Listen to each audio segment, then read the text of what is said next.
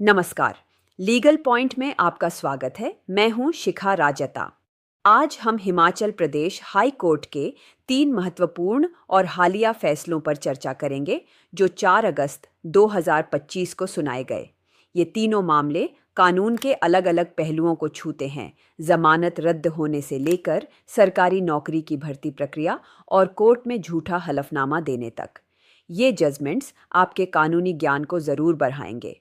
तो चलिए शुरू करते हैं, लेकिन उससे पहले अगर आपने अभी तक हमारे चैनल लीगल पॉइंट को सब्सक्राइब नहीं किया है तो जल्दी से कर लीजिए और हाँ, बेल आइकन दबाना न भूलें ताकि आपको हमारे नए वीडियो की जानकारी सबसे पहले मिले। पहला मामला। केस का नाम निखिल कुमार एट रिकी बनाम हिमाचल प्रदेश राज्य।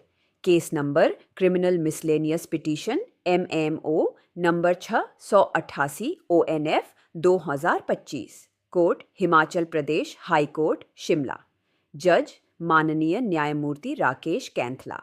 इस मामले में याचिकाकर्ता निखिल कुमार को ट्रायल कोर्ट ने जमानत दी थी, लेकिन एक तारीख पर कोर्ट में पेश न होने के कारण सेशन जज कांगदा ने उनकी जमानत बांड को रद्द कर दिया और उनके खिलाफ गैर जमानती वारंट नॉन बेलेबल वारंट जारी कर दिया। याचिकाकर्ता ने इस आदेश को हाई कोर्ट में चुनौती दी। उनकी दलील थी कि वे भूस्खलन लैंडस्लाइड के कारण कोर्ट नहीं पहुंच सके और उन्हें अपनी बात रखने का मौका दिए बिना ही यह आदेश पारित कर दिया गया, जो प्राकृतिक न्याय के सिद्धांतों का उल्लंघन है। वहीं राज्य सरकार का कहना था कि याचिकाकर्ता जानबूझकर पेश नहीं हुए, इसीलिए उनकी मौजूदगी सुनिश्चित करने के लिए वारंट जारी करना सही था। Legal points involved in this case.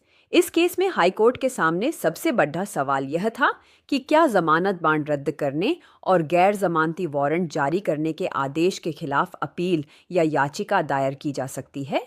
Appeal का अधिकार हाई कोर्ट ने साफ किया कि CRPC की धारा 446 से 446A के तहत जब किसी का बेल बांड रद्द किया जाता है तो उस आदेश के खिलाफ धारा 449 के तहत अपील नहीं की जा सकती।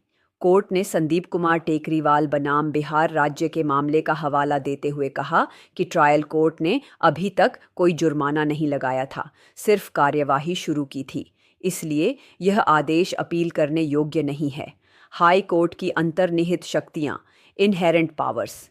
याचिकाकर्ता ने निवेदन किया कि हाई कोर्ट अपनी विशेष शक्तियों धारा 482 CRPC का इस्तेमाल करके ट्रायल कोर्ट के आदेश को रद्द कर दे। इस पर हाई कोर्ट ने मधुलिमये बनाम महाराष्ट्र राज्य और कई अन्य सुप्रीम कोर्ट के फैसलों का जिक्र करते हुए कहा कि हाई कोर्ट को अपनी इन शक्तियों का इस्तेमाल बहुत ही कम और केवल तभी करना चाहिए जब कोई और कानूनी रास्ता उपलब्ध न हो। उपलब्ध उपाय अवेलेबल रेमेडी। कोर्ट ने कहा कि याचिकाकर्ता के पास एक सीधा रास्ता उपलब्ध था। उन्हें ट्रायल कोर्ट में ही जाकर वारंट रद्द करने की अर्जी देनी चाहिए थी और पेश न होने का कारण बताना चाहिए था। हाई कोर्ट ने यह माना कि याचिकाकर्ता ने गलत फोरम का दरवाज़ा खटखटाया है। उन्हें पहले ट्रायल कोर्ट में ही अपनी बात रखनी चाहिए थी। यह याचिका सुनवाई योग्य नहीं है, इसलिए हाई कोर्ट ने निखिल कुमार की याचिका को खारिज कर दिया। दोस्तों, यह केस हमें सिखाता है कि कानून में हर समस्या के लिए एक तय प्रक्रिया है। सीधे हाई कोर्ट या सुप्रीम कोर्ट जाने से पहले हमें उपलब्ध कानूनी उपायों का सही क्रम में पालन करना चाहिए। अगर आपको यह जानकारी पसंद आ रही है तो इस वीडियो को लाइक और शेयर ज़रूर करें। आपके कोई सवाल हैं तो कमेंट्स में पूछ सकते हैं। दूसरा मामला। केस का नाम मुनीश शर्मा बनाम हिमाचल प्रदेश राज्य व अन्य। Case number CWPOA number 5147 ONF 2020। Court Himachal Pradesh high court Shimla. जज माननीय न्यायमूर्ति सत्येन वैद्य। ये मामला HRTC यानी हिमाचल प्रदेश सड़क परिवहन निगम में ट्रांसपोर्ट मल्टीपर्पस असिस्टेंट TMPA के पद पर हुई भर्ती से जुड़ा है। याचिकाकर्ता मुनीश शर्मा ने इस भर्ती परीक्षा में हिस्सा लिया, लेकिन उनका चयन नहीं हुआ। उनके कुल अंक 73.4177.41 थे। उन्होंने भर्ती प्रक्रिया को हाई कोर्ट में चुनौती दी। उनका पहला आरोप था कि जनरल कैटेगरी की सीटों पर हॉरिजॉन्टल रिजर्वेशन वाले उम्मीदवारों जैसे जनरल BPL को गलत तरीके से नियुक्ति दे दी गई। बाद में उन्होंने एक और दलील दी कि मूल्यांकन के दौरान उन्हें बीपीएल कैटेगरी के 2 अंक मिले थे, इसलिए उन्हें जनरल बीपीएल कैटेगरी का उम्मीदवार माना जाना चाहिए, जिसकी कट ऑन ऑफ मेरिट कम थी। Legal points involved in this case. व्यक्तिगत अधिकार का उल्लंघन। कोर्ट ने कहा कि भर्ती प्रक्रिया को चुनौती देने के लिए याचिकाकर्ता को यह साबित करना होगा कि अगर चयन सूची को सही किया जाता तो उनका चयन हो जाता। जब एचआरटीसी ने मेरिट लिस्ट की दोबारा जांच की तो पता चला कि जनरल कैटेगरी की कट ऑफ 78.43 से 41 थी, जो याचिकाकर्ता के अंकों से ज्यादा थी। इसका मतलब लिस्ट में कथित गड्ढबद्धी से याचिकाकर्ता के व्यक्तिगत अधिकार का कोई हनन नहीं हुआ। सर्विस मैटर में पीआईएल कोर्ट ने यह भी स्पष्ट किया कि नौकरी और सेवा से जुड़े मामलों में जनहित याचिका पीआईएल दायर नहीं की जा सकती।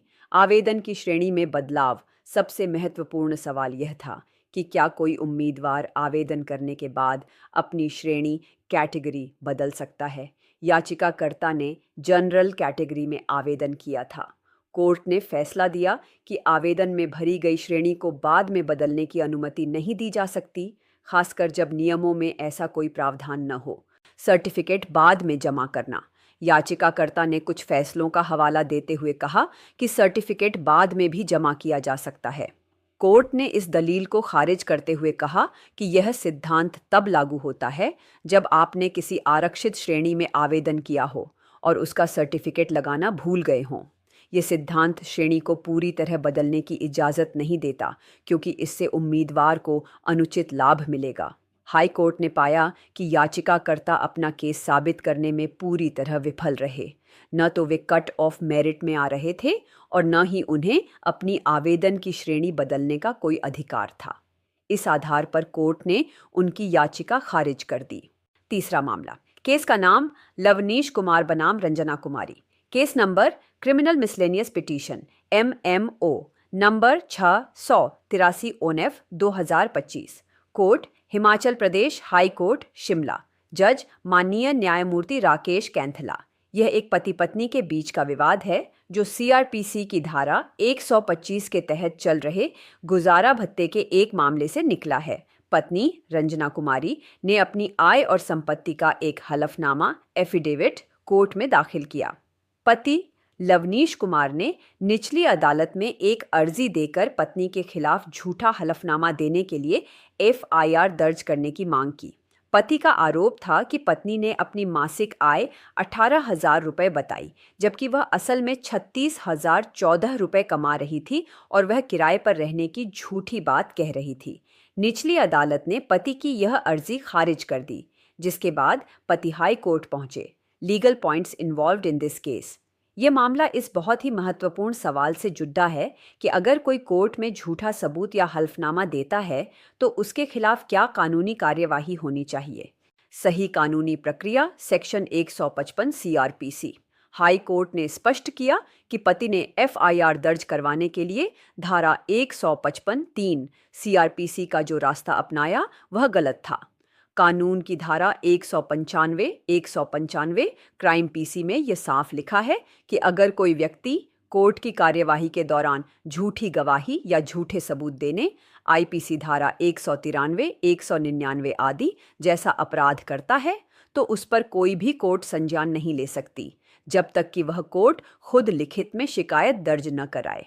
कोई प्राइवेट व्यक्ति सीधे जाकर ऐसे मामले में एफआईआर दर्ज नहीं करवा सकता। सही रास्ता सेक्शन 340 सीआरपीसी।